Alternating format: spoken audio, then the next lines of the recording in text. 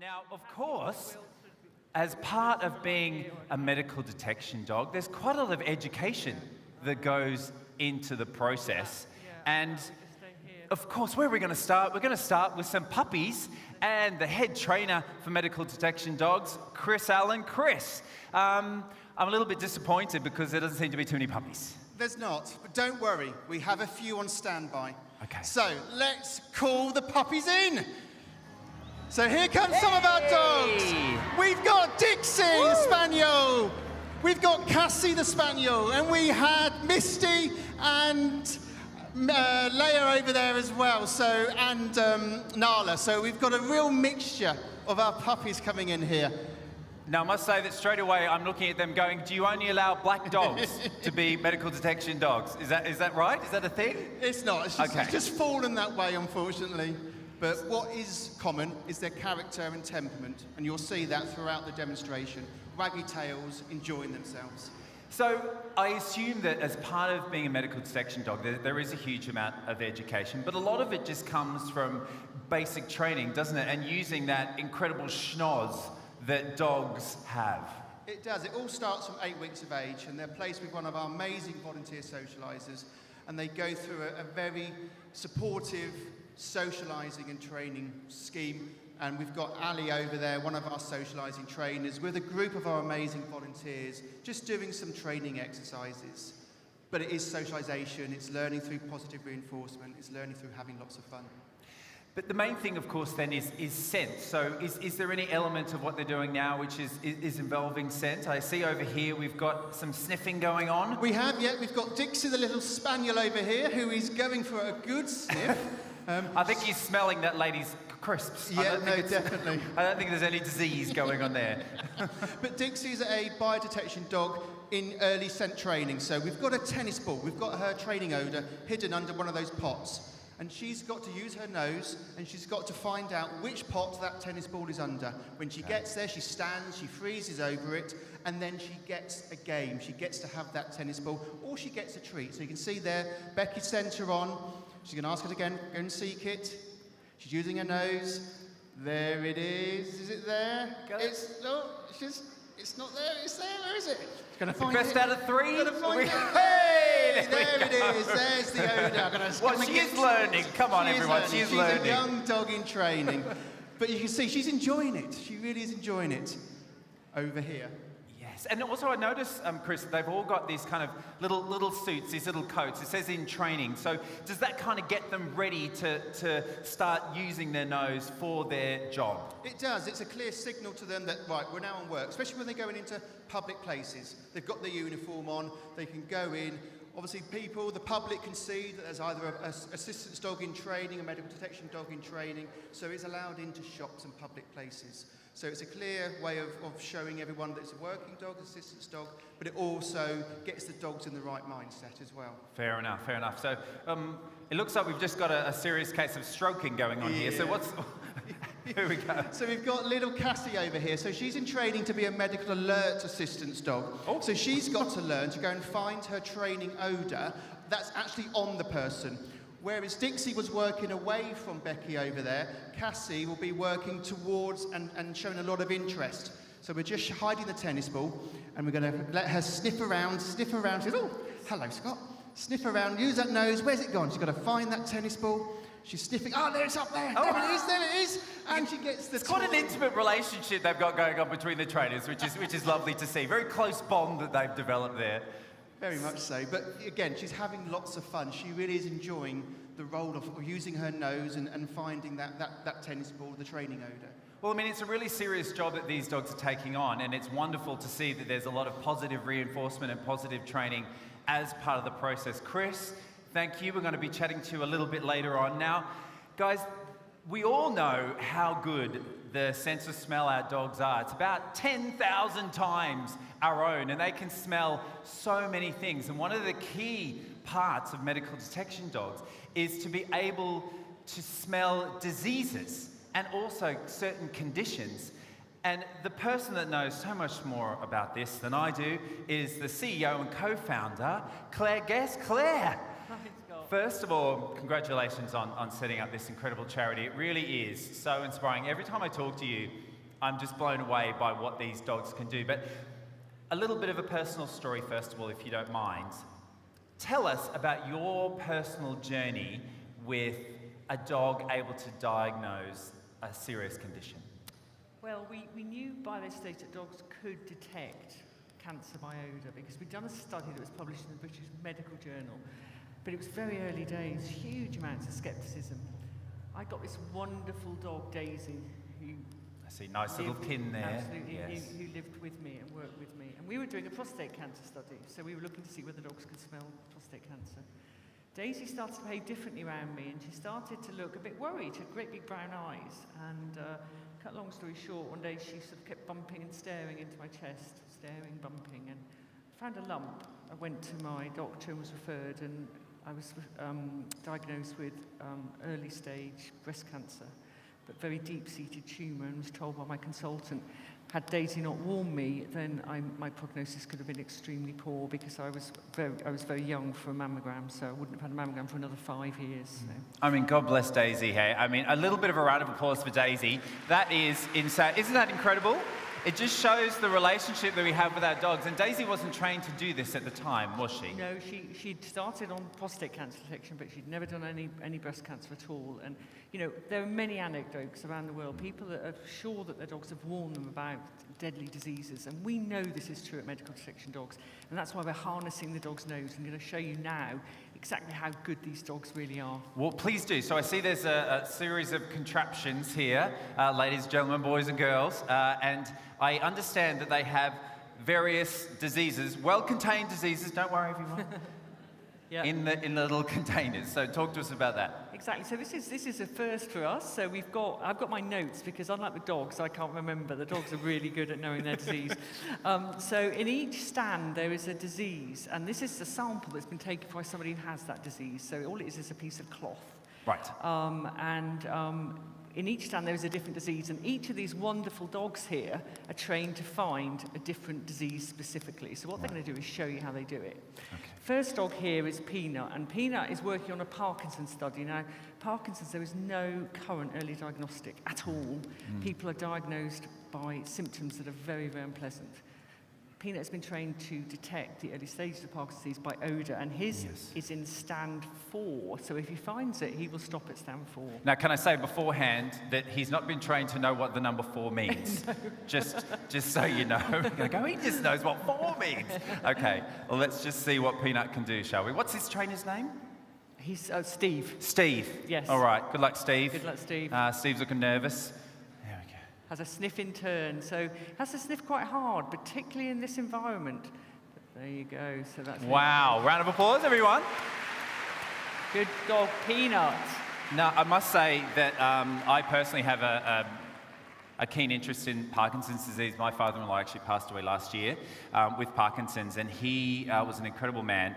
But really, it was only once the shakes that he suffered were quite significant before he was diagnosed. And as a family, we felt that if he was diagnosed sooner, he would have been medicated sooner. We would have had him for far longer. Absolutely. Is that the sort of the basis and the heart of this? In that, you know, everyone here would much prefer, I'm sure, tell me if I'm wrong, that you have a dog sniff you and diagnose you than going to the doctors. Who would say yes to that? Okay, so see, we're talking to our people here, Claire. Yeah, and I mean, this audience, wonderful. I'm sure they'd all agree that, you know, this is a fantastic way. But actually, what we're also doing in the charity is adapting things so that in order to sort of harness these wonderful dogs to help many people, we can learn more and more. So Jodie here is trained to find a dangerous bacteria. I'm so sorry, is Jodie the young lady or the dog? I know, we mustn't get it wrong, must we? Jess is the young lady. Jess is the young lady. Jodie, there we go, everyone. It was a bit confusing. So Okay. she's trained to find a very dangerous bacteria. Now, this will make a huge difference, but what Jodie does is has samples come into the centre that may have this bacteria in it. And if she finds this bacteria, I've got to check, you see, again, I may not say it, but she's in position 5. Okay. Sniffing again, hard, so she's going past the other diseases, and she's looking for her bacteria. Wow. Well done, Jodie. Amazing. And just so you know, these are tiny amounts. These are tiny amounts of the odour. I mean, we're not talking about big amounts of odour. We're getting down to very, very low levels, so it's quite incredible. It is. Now Absolutely extraordinary. This bit's quite exciting because Florian actually lives with me at home. Okay. So we've got to hope she just doesn't make a dash for me. Right, so what are we sniffing this time around, Claire? So many of you know our work started in cancer detection, and probably people are saying, well, where's it gone? You know, you've been doing this for 12 years. Has it actually got anywhere? Well, I'm really proud to say that it has. Florian actually flew out to the States, to MIT, which is a huge institute in technology in the USA, and they are currently transferring what Florian's nose knows into a device. It is. Into a device that will be the size of a phone. Right. She has taught the artificial intelligence what the odour of cancer is and what prostate cancer odour is like, and this will be transferred into a phone-sized device that will be in clinical trials within the next 2 years. That's amazing. So a dog is an IT developer. Yes, it's incredible. Right, well, let's see what Florian can do. So what is Florian sniffing? What is the type of cancer? Prostate cancer. Prostate cancer. So Very I assume difficult that's... to detect. So that would be sampled from a urine sample? Tiny drop of urine. Yep. And the current PCA test has a 75% false positive rate. Okay. So she has only a 20%, between 10 and 20%. And when we're talking about prostate cancers, all the gents in the audience are sort of squirming uncomfortably on their chairs because we all know how we have to get checked for that. And instead, to have a lovely dog come and sniff our urine, I think sounds far more pleasant. And she's in stand 3 if she gets it right.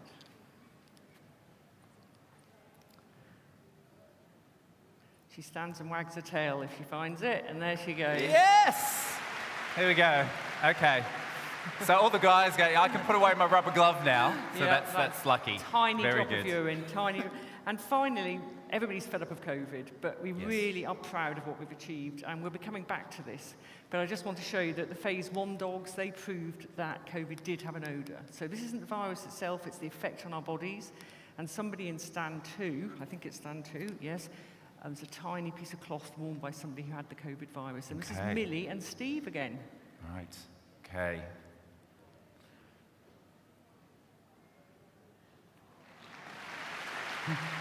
I know.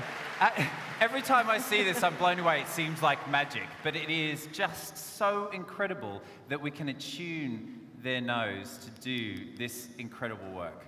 Absolutely. 350 million sensory receptors put to work, so they're fantastic. It's absolutely amazing. So that's all of the sniffing done on the medical detection side. Claire, we'll be chatting to you in a little bit. Later. But another element that's so key to the work that medical detection does is supporting people with really debilitating illnesses, things that mean that they can't get out into the community and can't enjoy their lives fully if it wasn't for medical detection dogs. So, Chris, talk us through the process of training and some of the conditions that your dogs help. Sure. As we saw earlier with Cassie, she was doing some lovely body searches with Charlotte. Now, what we're going to do, we want you to have a go. Oh, okay. If that's okay, if you Sure. want to come down, what we're going to do, we're Sure. going to pass the tennis ball. So we're going to get Cassie to do one more on Charlotte, just to refresh yourself, see what happens. So she's hiding the ball, she's going to put it somewhere, and Cassie's going to use her nose and try and find it. Goodness me. Okay? Yes. So she's learning to come close to the body. She's learning to come into your personal space and fuss around you, make contact, which we'll see later on will be a valid behaviour, valid way of alerting and indicating to a client with type 1 diabetes or a condition called POTS that their odour is changing. So this is the first stage. So we're going to pass the tennis ball. Thank you. I'm a little bit nervous about where I should put it. Okay, so... okay. So you can see... So just maybe like... Yes, that's it. All right, let's see what happens, shall we? So we're going to get her to use her nose and find that ball. She's having a good sniff. She's going to get onto it. Yeah, there it is. It's down there. It's down there. Go on, have a good sniff. It's down there. So there it is. Yay! Well done. Give her a round of applause. I was nervous about what ball she was going to find for a second there. So excellent. And then, so as we're moving forward with this particular training, so that then encourages her to sniff her owners more intensely in order to pick up an odour that then helps to kind of as an early warning sign for conditions that might be, well, life-limiting, life-threatening. Most definitely. So Charlotte's just done a quick change and we're bringing in Leia one of our, she's actually one of our brew bitches. So earlier, well, end of last year, she had the first ever litter for medical detection dogs and produced some lovely puppies. So she's Congratulations, she's a proud lovely. mummy as well. So, but she's going to show you how a dog would alert a client that had type 1 diabetes. So scenario here, Charlotte's asleep in bed, 3 o'clock in the morning, has no idea that her bloods are dropping, her sugar's dropping. Leia's picked up on the odour change, and you can see there she was jumping up, she was fussing her. She's now gone and retrieved her testing kit and brought it back to Charlotte. So Charlotte can now test her bloods. That's amazing. And you can see, so without Leia next to her, Charlotte could have ended up in hospital. Yes. It could have been that severe. Well, I mean, that could be life-threatening, couldn't it? Most definitely, most definitely. You know, the clients we work with have got loads of stories that before they had their assistance dog, you know, they were passing out, they were ending up in hospital, they were in very much life-threatening conditions. Yeah. So you can see how useful that nose is. So for everyone that knows, of course you all appreciate, you would have heard of the term diabetes, and people always think, okay, well that's high blood sugar.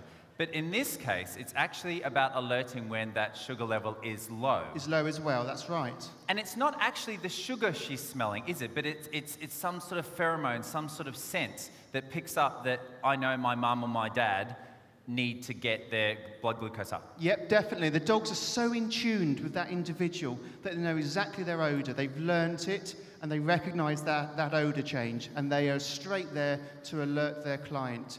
Over here, again, we've got Leia in action. Now, we've got another condition called POTS, which, again, there is no early signal for this. It means that the client or the person will suddenly collapse to the ground. How frightening would that be to live with every day? At any moment, you could just collapse on the floor. They could be imagine walking. How dangerous that would be. Exactly. They could be walking down the street, they could be out shopping, and just suddenly fall to the floor. Medical alert assistance dog would alert them 2, 3, 4, 5 minutes before they have that drop.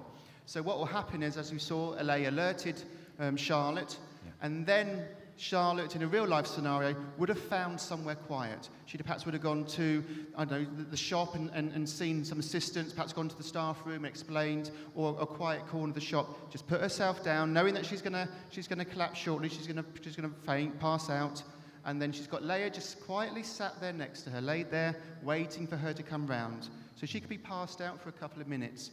But when she comes round, what a better way, there's no better way to come round than to see Leia's face, giving you a lick, tail wagging, saying, "It's all right, Mum, it's all right, everything's fine, just come round, and we'll, you know, when you're ready, we can get up and we can carry on."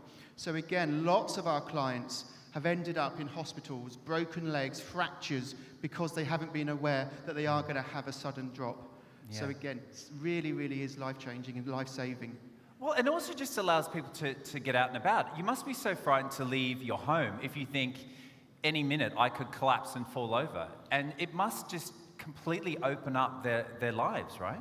It does, it does. It opens the doors for them to go back to carry on studying, go to university, you know, get a job. It really does open the door and allow them to fulfill and leave normal, independent lives. It really does. I mean, it is just wonderful to see. I think most of us can relate to waking up to our dog licking us in the ear, but I think for these people it means just the world to them. Now, everyone, I'd just like you to just raise your eyes up until the screen above. We have an incredible video for you to watch. Faye is someone who benefits from medical detection dogs every single day as a result of the love and relationship she has with Olive. The condition I have is postural orthostatic tachycardia syndrome, which is POTS for short. It means that I have episodes of losing consciousness without any warning. Living with POTS before Olive was quite miserable. I just sort of lost confidence in life. In the February of 2019, I came down for a handling day, and that's where I met Olive for the first time. When we're out and about, her stance changes. She'll kind of start walking in front of me, trying to get my attention a bit, and then it sort of gives me about 5 minutes to go and lie down somewhere safely. My life is amazing since having Olive. I'm just so happy. I've been in shops on my own. I was sort of quite isolated. I've been able to sort of partake in my hobbies again. Just thank you for changing my life.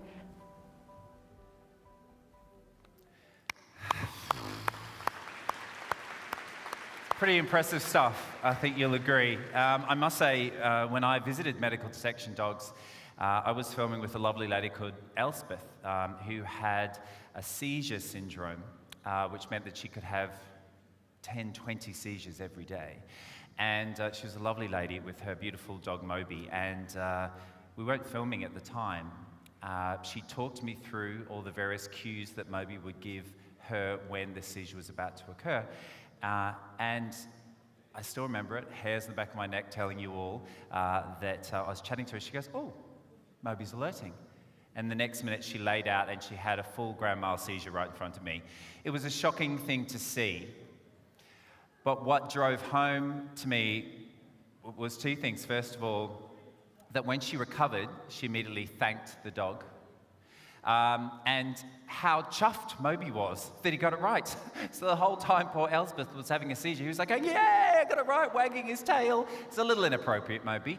But it was wonderful to see that this woman had had this fearful condition which meant she never left the house, and now she was proud to go out. She knew what she needed to do and she could actually enjoy life once more, and that's all down to the incredible work of medical detection dogs.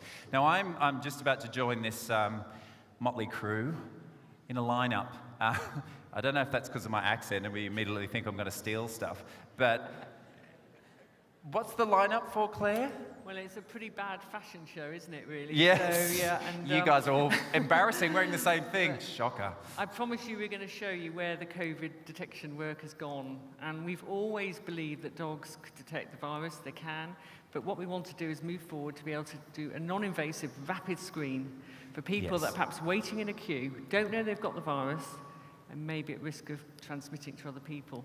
So we're going to show you how we do this. Now, I think somebody in this T-shirt crew has got a T-shirt that was once worn by somebody who had COVID. Now, I'm talking several months ago. All the other T-shirts will have been worn by people who were COVID-free. I'm glad we're exercising socially distanced, if this is the case. Can I ask the crowd just for 1 second, put your hands up if you have had to, in the course of this pandemic, shove one of those horrible long cotton buds up your nose. Go on, hands up, hands up, hands up, hands up, hands up. Okay. Leave your hand, no, hands up. Go on, there we go. Okay, you're allowed to take your hand down if you would prefer a dog to sniff you instead of shoving those horrible things up your nose. Okay, I think we're on to a winner here, everyone. Let's see this in action then, shall we? Okay. So she'll sniff each T-shirt in turn. Just give it quite a good sniff because these are old T-shirts. And I think there might be somebody further down the line. Please, not me. You look all right, Scott. Oh. That person isn't all right. Oh, well done. I knew she looked shifty. There's Sally there, one of the incredible volunteers as part of this wonderful organisation, but she was coughing before. So you are in quarantine, missus. You're in big trouble, Sally. I think you're going to have to move back slightly so that you can walk, because what I want to do now is a moving line, because I want to show you how this works for real. If you're moving, you've got your suitcase, you're moving into an event, how these dogs are able to detect this even as you move. Just separate out a bit, that's it, great. Now, that accuracy for the dogs just work is better than an LFT, better than what you stick up your nose. They are more reliable, particularly in early phases. We're going to move on now, and we're going to see these dogs in action on a moving line. Okay. Off you go. Here we go. Walking into the NEC. So everybody's walking towards the dog, just going about your business, having a quick sniff. The dog gives you a quick sniff. Not me. Oh, Scott, are you all right? Oh, you're not all right. See, I told you she was shifty. Very good. Right, I'm getting out this line now while my going's good. So, and finally, just to show, so moving again, we would then even have it in a situation where you were just all in a waiting room. Yes. And you're in a waiting room and the dog comes round, has a quick sniff and tells you if you've got COVID-19. Yes. Now, we're all hoping that COVID's gone away, and hopefully it has, but we know there are new variants on their way. Yes. We know it could become a dangerous virus, or sadly, there may be another virus in the future. Over the last few months, we've learned what these dogs are capable of. We're ready for the next virus, so, we're proud of what the dogs can achieve, but aren't they absolutely incredible? Into a mingle environment and a quick sniff. Our dodgy lady sat there again, I'm afraid. I think she's going to be found out. But she could go in, she could be asymptomatic, and she might take that virus into many, many vulnerable people, but not if the dog has a sniff. Yeah. Indication. Right, I apologise for Sally, everyone, and we're going to take her outside and give her a good wash down.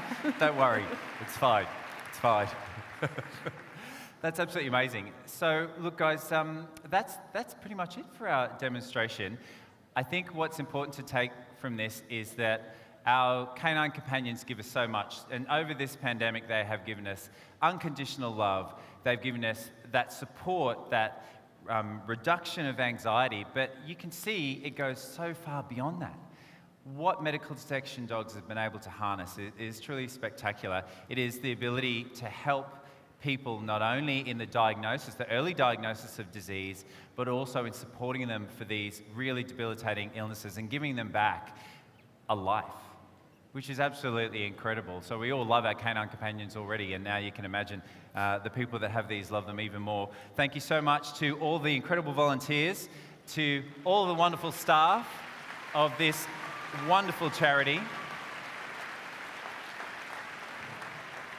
And I just want to say to all of you, thank you very much for supporting dogs. And please, if you would like to come and see medical detection dogs, they're at Hall 3, stand 94. But for me, Dr. Scott Miller, I will see you very soon. Thank you so much, and good afternoon.